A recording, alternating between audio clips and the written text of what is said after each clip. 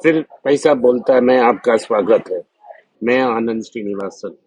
आज मैं Dubai airport में हूँ, इसलिए कुछ सुर्खियों में ही बात कर पाऊंगा। जो डिटेल न्यूज़ है मैं विष्णु ने पूछा और मैंने हिंदी में कल ही जवाब दे दिया।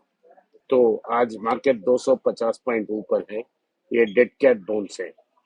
प्राइमरली मार्केट में बैंक निफ्टी को ऊपर लेके गया है और आईटी स्टॉक्स को भी लेकर गया है। लेकिन जेपी मॉर्गन बोल रहा है कि आईटी स्टॉक्स में प्रॉब्लम होगा।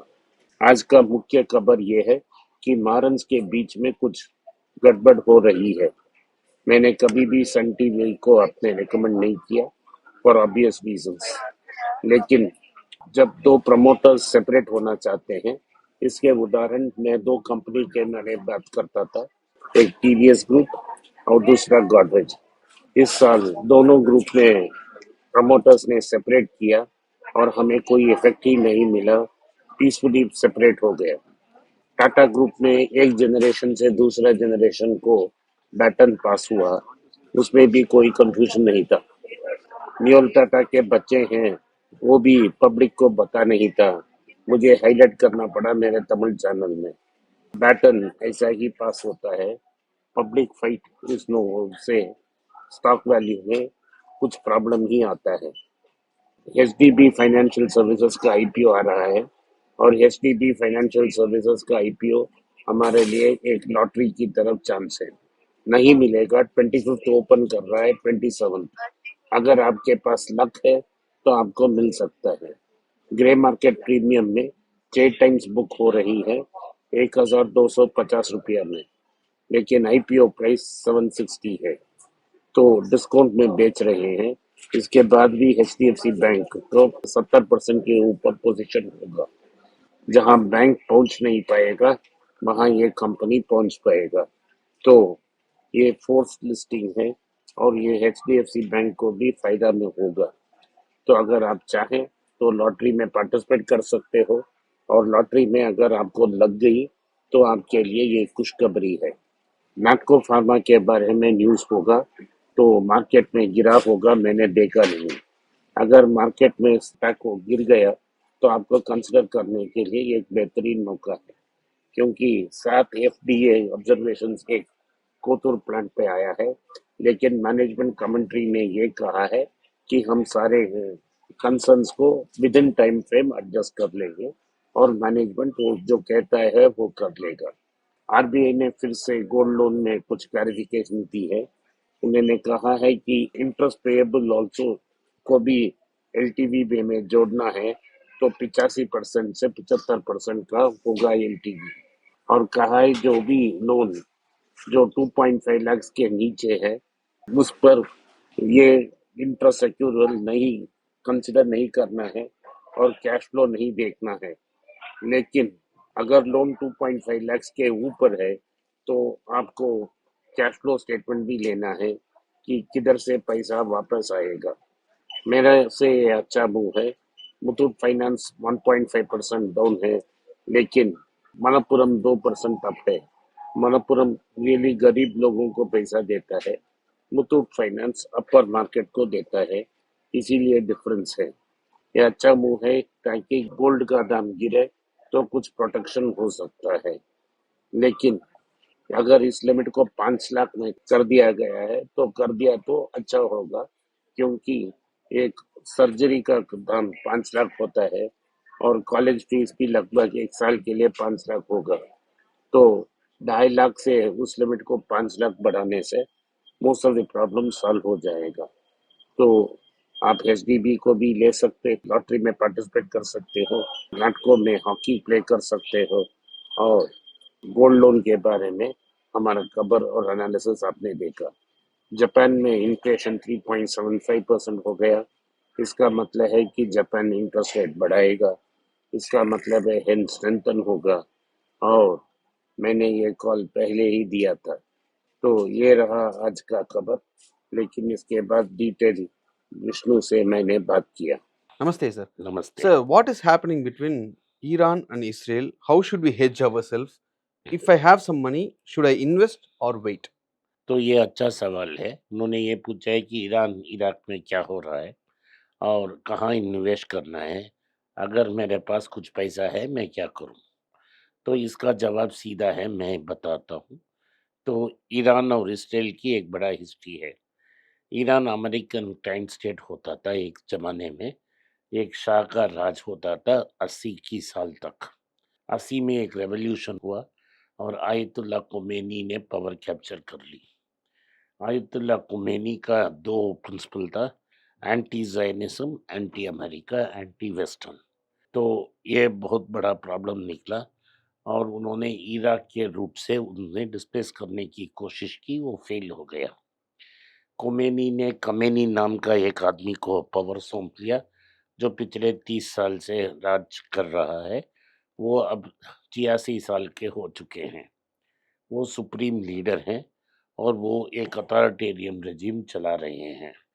ईरानियन लोग को भी ये पसंद नहीं है, लेकिन इसराइल भी पसंद नहीं है। और क्योंकि इसराइल उनकी जगह को बॉम्ब कर रहा है, वो इसराइल के अगेंस्ट यूनाइटेड हैं। इसराइल और ईरान के बीच 1000 किलोमीटर का फासला है। उन्होंने इसराइल ने ईरान ने लेबनान में हिजबुल्लाह, पैलेस्टीन में हमास और सीरिया में बशर अल सैद को बैक की थी। पिछले 2 साल में तीनों जगह में उनको सेटबैक मिला है। तो इससे क्या हो गया कि इसराइल पे जो प्रॉब्लम करते थे ईरान के क्लाइंट स्टेट्स, उन्होंने सबको इसराइल ने हरा दिया और एक ईरान को एक वीक मूवमेंट में पा गया। तो उन्होंने लगातार बॉम्ब करना शुरू कर दी। उसके पहले उन्होंने अपना Iranian intelligence, Iranian defence establishment को अपने स्पाइस के थ्रू पेनिट्रेट कर ली और सेवरल हाई प्रोफाइल असैसिनेशंस उन्होंने की। जब युद्ध शुरू हुआ 2 दिन में सारे डिफेंस सिस्टम्स को पेनिट्रेट कर कर 8 इम्पोर्टेंट लोगों को असैसिनेट किया और जिन्होंने उनको रिप्लेस किया वो भी 2-3 आदमी को मार दिया। इसराइल कहती है हमें पता है खमेनी किधर है, हम उसे मारने के लिए तैयार हैं। ट्रंप बोल रहा है कि मैं खमेनी को छोड़ रहा हूँ, उसको मार नहीं दूंगा, इस ईरान को सरेंडर करना है। ईरान ने बोल दिया मैं सरेंडर नहीं करूंगा, मैं 50,000 अमेरिकन को मर्डर करूंगा। ये सब हो रहा है और ट्रंप बोल रहे हैं मुझे पता नहीं कि मैं एक्ट करूंगा कि नहीं करूंगा, लेकिन लगता है वो फोर्स होंगे एक्ट करने के लिए, क्योंकि जूस सारे पावर लीवर्स को अमेरिका में कंट्रोल करते हैं। अभी कुछ देर पहले रशिया से न्यूज़ आई कि रशिया ने अमेरिका को चेतावनी दी, अगर आपने उधर युद्ध किया तो हम चुप नहीं रहेंगे। इन सबको देखते हुए ये होता है, क्या ट्रंप अटैक करेंगे ना करेंगे? दोनों चीज़ हो सकती है। ये डेंजर ब्लो हो सकती है और अमेरिका बैक ट्रैक कर सकती है। उस समय मार्केट ऊपर जाएगा। अगर किसी ने लॉन्ग पोजीशन अभी ले लिया, उसको हम जीनियस बोलेंगे। लेकिन अगर ट्रंप ने बॉम्ब डाल दी तो नेगेटिव मार्केट गिर सकती है। जिसने शॉर्ट किया उसको जीनियस बोल सकते हैं, क्योंकि इंटेलिजेंट गेस नहीं हो सकती, प्रेडिक्शन नहीं हो सकती। हमें मार्केट के बाहर रहना चाहिए, वेट करना चाहिए कि अगर वन और दी वे सिचुएशन डेवलप्स, उसके बाद निवेश करना चाहिए। इसका हेज क्या है? इसका हेज गोल्ड है।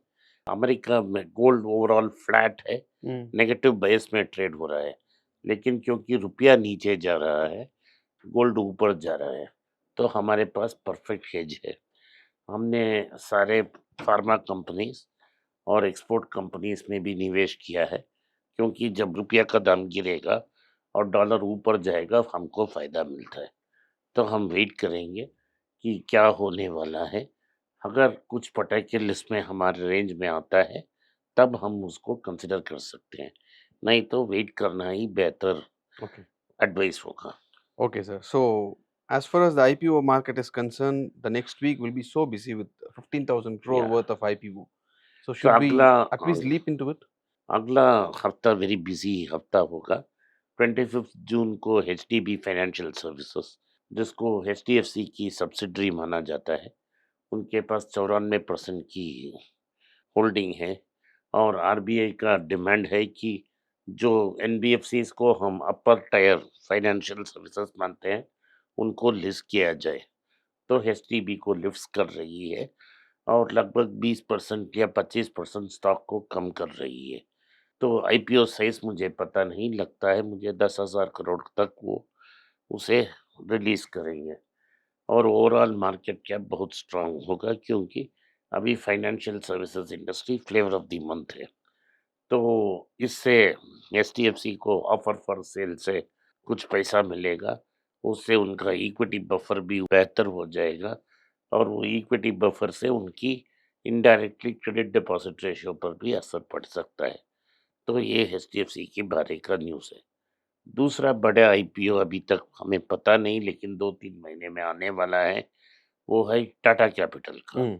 क्योंकि टाटा कैपिटल को भी लिस्ट करना है, ये सेबी का और आरबीआई का डिसीजन है। तो टाटा, उन्होंने बोला टाटा कैपिटल को भी लिस्ट करो, टाटा सन्स को भी लिस्ट करो, लेकिन उन्होंने टाटा सन्स को ज़ीरो डेट कंपनी बना दिया और उसे रिक्लासिफिकेशन के लिए माँग की। टाटा कैपिटल को भी वो लिस्ट करेंगे बट अ प्रीमियम। और तीसरा बड़ा इश्यू ये आ रहा है कि एलजी Hmm. कंपनी है जो कोरिया की, जैसा hyundai ने पैसा डाला, आईपीओ डाला और पैसा बाहर लेके गए, वैसे ही वो भी बेहतर वैल्यूएशन चाहते हैं। जो वैल्यूएशन उनको कोरिया में मिल रहा है, उनसे वो खुश नहीं है, तो वो कुछ स्टॉक्स बेच के अच्छा प्रीमियम मिल रहा है, उसको लेके कोरिया को वापस पैरेंट को डालने वाले हैं। तो ये 3 बड़े आईपीओ आने वाले हैं। इनके अलावा छोटे-छोटे आईपीओ बहुत ज़्यादा आएँगे। तो ये रहा आईपीओ की news. So, as far as HDB is concerned, should we peep or leap? मैं इन्वेस्ट नहीं करूँगा, क्योंकि ये लॉटरी का है। Hmm. जुआ का खेल है, आप अपना डाइस रोल कीजिए। अगर आपका भाग्य अच्छा है तो कुछ पॉप मिल जाएगा। लेकिन मैं वेट करूँगा कि प्राइस करेक्ट हो जाए और मैं 1-2 से कंसीडर करूँगा। Okay, sir. Thank you for giving us all the great details. Thank you, sir. Thanks for your time. आपने इस पॉडकास्ट को सुना, इसके लिए मैं आपका आभारी हूँ। हो सके तो इस वीडियो को लाइक कीजिए, चैनल को सब्सक्राइब कीजिए और बेल नोटिफिकेशन दबाएँ। इस वीडियो को अपने दोस्त और रिश्तेदार के पास भेजें और उन्हें देखने की आग्रह करें। नमस्कार, धन्यवाद, जय हिंद।